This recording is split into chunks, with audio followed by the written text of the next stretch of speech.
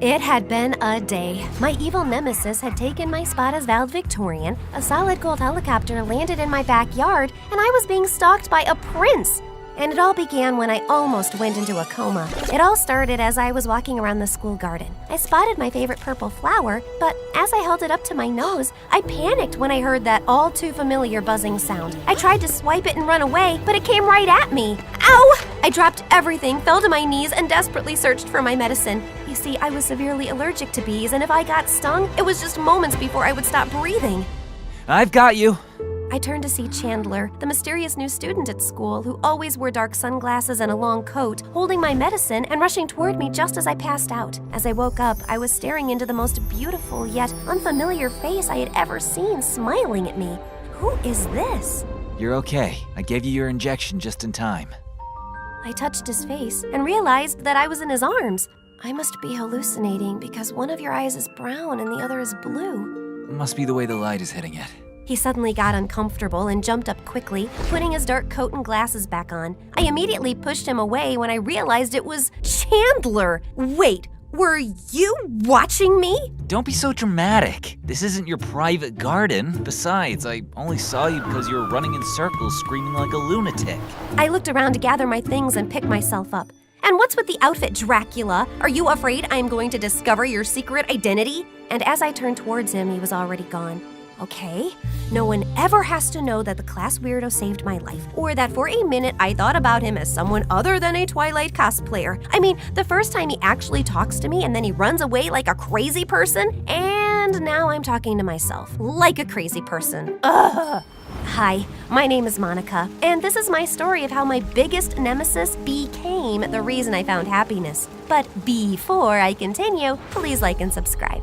That weekend, I invited my best friend Phoebe to play tennis at my house on our private court. I told her what happened, and she started screaming like a Swiftie. Oh my God, Mon! He's totally into you. Ew, gross. Well, he never talked to any of the girls at school before, so it definitely meant something. He's too weird for me. Besides, I have so much going on with being valedictorian and homecoming queen this year. I don't have time for a fan fiction fanatic. Rumor has it that his family has ties to the mob, and that will make your love story even hotter. I can see it now, coming to theaters soon. Mafia Queen and her mysterious man. That might be your fantasy, but mine is a little more Prince Harry than Dirty Harry. Suddenly, a solid gold helicopter landed right on the tennis court. Talk about be careful what you wish for. We had to hold on to the net so we wouldn't get blown into the next yard. The truth is, I was more annoyed than surprised, since we lived in a very rich neighborhood and our neighbors were constantly landing at our house by mistake. Oh man, if this is one of the Blackpink girls again, my dad's gonna explode. But it was actually my childhood friend Ross, who'd moved to Germany when his mom married royalty. I hadn't seen him in 5 years. I barely recognized him. He ran to me and hugged me. Hey, hot stuff. Tell me how much you miss me. Ross? Holy extreme makeover! You look amazing! Where's the rest of you? You like it?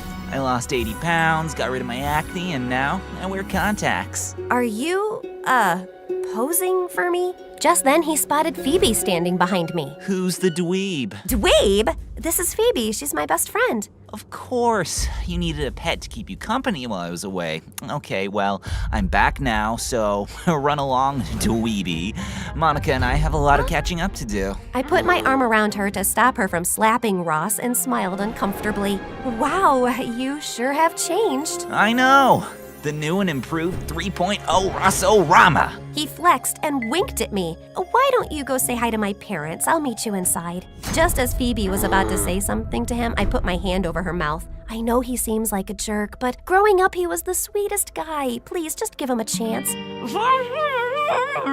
What? Oh, I said I'll give him a shot, but if his manners don't improve, I'll show him how good I am with a tennis racket. My parents told Ross he could stay with us until his parents arrived a few weeks later. I thought it would also be a good chance for us to reconnect and for him to remind me of his sweet side that I used to love so much.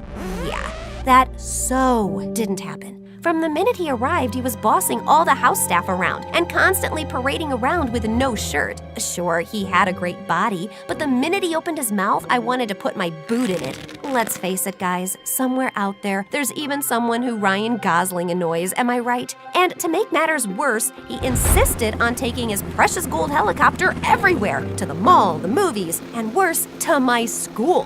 One day, the helicopter landed on the football field, and as he stepped out, he took a t-shirt gun and shot shirts with a picture of his face on them at all the girls swooning over him. Yes, ladies, and a few of you boys, I see you. Your dream man, Prince Ross, has arrived. He walked over and put his arm around me and held my hand. I thought I would pick you up and we can go for protein shakes at the new juice bar. Just then, Rachel, the most spoiled little rich girl in our school and my arch nemesis, rushed up to him. "We have never actually had royalty here. Would you sign this for me?" Ross dropped my hand and proceeded to flirt with her. What's your name? Rachel, but you can call me yours. Aha! Yours. Until someone else comes along in 3, 2, 1. Excuse me. Let's face it, you change your mind about boys more often than a traffic light says go. And speaking of that, why don't you just go? Rachel went to charge at me, but Ross got in between us both. Aw, ladies, I know it's hard, but don't fight over me. I was so disgusted that he was acting this way. You know what? You can have him. Later that day, he came up to me at the house. Can we talk? If it's about how amazing you are, no thanks. I think I've had enough of the Royal Ross reality show to last me a lifetime. Actually, I wanted to tell you I'm sorry about how I acted, and I brought you these. He handed me a bag of gummy worms. Remember when we were little and we used to bury them in the backyard because we wanted to set them free?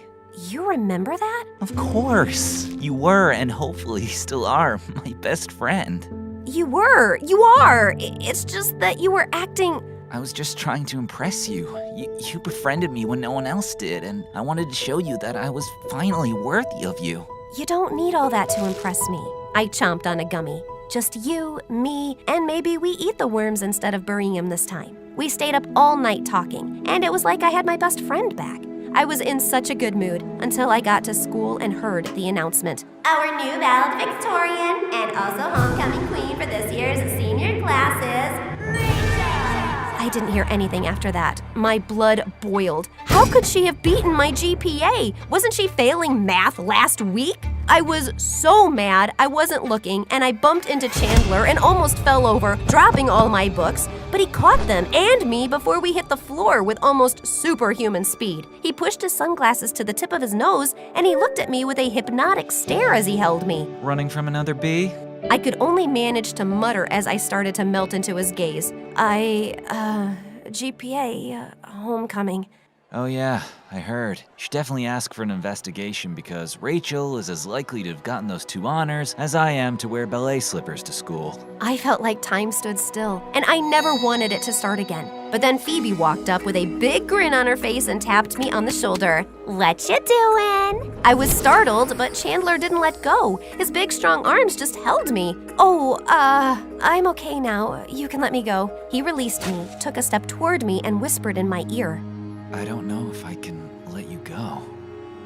Okay, Twilight, if you're done talking with my bestie into joining your coven, we're late for class. As we walked to class, Phoebe couldn't help but tease me. He's too weird for me. I don't have time for that. I want Prince Harry. Yeah, I know. I'm just saying, hubba hubba.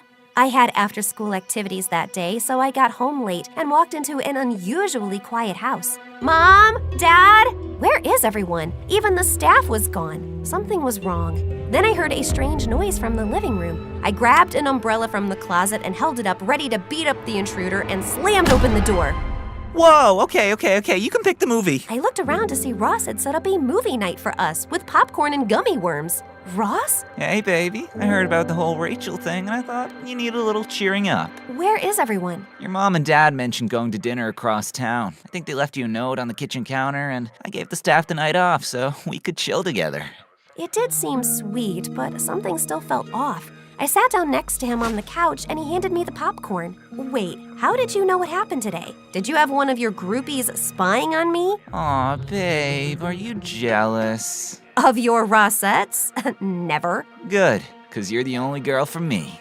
He put his arm around me and went to kiss me. I was so shocked that I dumped the popcorn on his head. What are you doing? We are just friends. I don't think of you that way. Maybe in time, you will. I'm a prince now. I can give you even more than you already have. I'm sorry, Ross, but it's been a long day. I'm just gonna go to bed. As I walked to my room, I could feel him watching me. Okay, but I'm here if you need anything. When I woke up for school the next day, the house was still eerily quiet. I looked in my parents' bedroom and the bed was still made. I remembered that Ross said they left me a note and went to the kitchen. When I read the note, I screamed. What is it? What's wrong? The note. My parents have been kidnapped. They said if I call the police, I'll never see them again. It's okay. I'm here for you. We'll find them. He went to hug me, but I had a bad feeling, so I moved away and reached for my phone instead.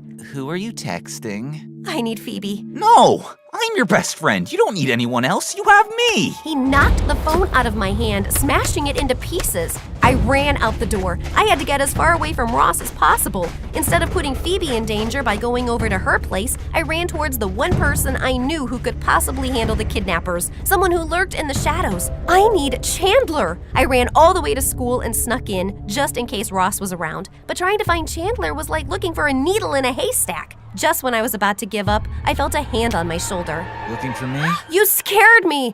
Oh, we need to work on you approaching people head on. But yes, I need you. I'm flattered. No, you don't understand. My parents have been kidnapped, and I need you to use your mafia connections to help me get them back. He stopped for a minute, then burst out laughing. You are horrible! You are laughing that my parents got kidnapped? I knew this was a mistake. Forget you. Forget all the boys. I'll do this myself. No, wait. I'm sorry. I was just laughing because you think I'm involved in organized crime. I mean, I've heard all the rumors about me. I have fangs, I'm a spy. My favorite is that I'm a 30-year-old undercover cop, but the mafia, that's a new one. He touched my face and wiped my tears. Wait, you're not? No, sorry to disappoint you. No, that's actually a good thing, although this might have been the one time I needed it to be true. I'm so sorry to hear about your parents, and of course, I'll help you find them. Maybe it was his confidence or the fact that I didn't know who else to turn to, but I believed him. So the first thing is... Just then, Ross came barreling down the hallway in attack mode, heading straight for Chandler.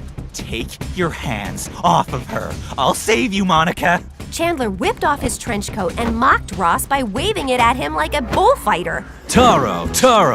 Just as Ross was about to pounce, Chandler pulled back the coat to reveal a locker, and Ross drove headfirst into it. That should slow him down for a little bit. But Ross got up and was as angry as ever. She's mine.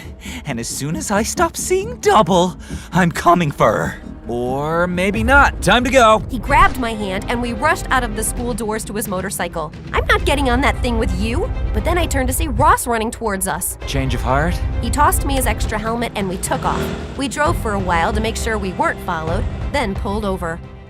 I think we should go back to your house. See if we can find any clues. Good idea. But we have to be careful because I don't want to run into... the Rossinator. But before we go, I need to know, why did you agree to help me? We don't even really know each other. You mean saving your life doesn't fall under the category of we're friends now? Okay, good point. But I feel like you are avoiding telling me about you. Well, I would love to take you for coffee and tell you my life story, but you might want to rescue your parents first. Also a good point. Okay, there's a door at the back of the house that leads to the wine cellar. It's been sealed off, but if we can get in, I can get into the house from there without anyone seeing. Once we got to the house, I tried to pry it open. It's been closed so long, it must be rusted shut. Here, let me try. He handed me his coat. If it's easier, you can take off your shirt too. He paused for a moment and gave me a flirty smile. I mean, so it doesn't get dirty. Oh, I think you would like me if I was dirty. Then he tore off his shirt, and it was like I had won the hot guy lottery. Yet when he tried to open the door, he only got it to move a little. Maybe if we both try. You grab the handle first, and I'll wrap my arms around you and we'll pull together. The one time I don't have my phone to post this on Instagram. As he put his huge muscular arms around mine, I could feel his heart beating. And once again, I wish I could have made this time stand still in that moment forever. Then suddenly, the door gave way and we both went tumbling backward. I landed on top of him with our faces so close that our lips were practically touching. Your eyes are so beautiful. Were you born that way? No. He looked embarrassed. What is it? You can trust me. I actually grew up in the poor section of town, and one day I saw a little boy wandering the streets about to get hit by a car, and on instinct I dove in front to save him. The next thing I know, I'm waking up after surgery with this eye. And it turns out the boy was the governor's son. He paid for the best medical care and even sent me to finish my education at your school. Holy Bruce Wayne! Is this guy too good to be true or what? This would be that moment in the movie when we would have our first kiss.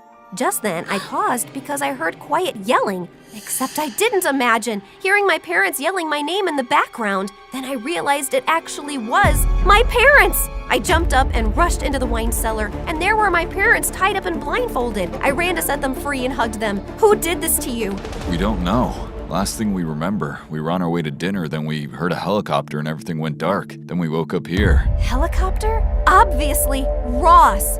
But we can't prove it because we didn't see him. We only heard a female voice. I think I might have an idea, but we would need your mom and dad to stay out of sight, so Ross continues to believe that he controls the situation. My parents agreed, and we brought spare food, blankets, and a corkscrew from the pool house down to the cellar to make them more comfortable. Call the police in exactly 3 hours and tell them to come to the school to arrest your kidnapper. And Mom, Dad, don't drink all the wine in the cellar. We rode back to school and snuck in through the gym. Okay, Super Cop, what's your plan? Well, you know how you think I'm all mysterious? I'm about to reveal to you who I really am. He walked me into the audio-visual classroom, and all the movie nerds turned to look with their mouths open. You brought a girl into the secret chamber? How many times do I have to tell you, Joey? It's not exactly a secret. It's a classroom at a school. Potato, potato. Hold up, you're a movie nerd? Yep, I'm proud of it. And me and my group of nerds are gonna catch Ross confessing on tape. You see, we helped install the security cameras in the school so we can access them. Security cameras? Can you access footage from a few days ago? Sure. What are you looking for? I'm not sure, but I'll know it when I see it. Go back to a few hours before they announced the valedictorian. Hey, weren't you supposed to be? Don't remind me. There, right there! Is that Ross sneaking into the office and changing the winner to Rachel? I knew that jerk wasn't working alone. I bet he did that for her, so she would help him kidnap my parents. That must have been the female voice they heard. Now to put our plan into action. I borrowed one of the nerds' phones and called Ross to meet me at school. Once he saw me, he ran and hugged me. It was all I could do not to vomit, so I played it cool. Oh, Ross, thank God you're here. I was so worried for you. The police arrested Rachel for tampering with the school votes, and she said she was going to blame you for kidnapping my parents. What? That's crazy. I had nothing to do with any of that. She must be saying that because she has a super crush on me. But you know, my heart and my helicopter belong to you. Just then, Rachel came out of the AV classroom where she had been watching on camera as Ross blamed her. You liar! You are the one who wanted to kidnap her parents so you could save them and make her fall in love with you. Oh, Ross, you did that for me? Oh, that's so romantic. Well, in that case, yes, it was all my idea. I would do anything for you. That's a wrap. The police arrived, and even as they carted him and Rachel off in the police car, he was still patting himself on the back. Can't believe you're choosing him over me. I'm a catch. Phoebe came running up to me and gave me a great big bear hug. Mon, I've been so worried you weren't answering your phone, but I finally talked to your parents and they explained everything to me. I knew that jerk was no good. Maybe next time you listen to your best friend. 100% from here on out. Best friends forever. Later that night, Chandler and I finally had that cup of coffee and learned a lot about each other. Monica, I've liked you since the first time I laid eyes on you fleeing from a bee. I knew then you were my movie queen, and I just hoped that you'd be okay with dating a poor movie nerd on a scholarship. So, is this the part in the movie when the hero finally kisses the heroine? Nope. This This is the part when she kisses him.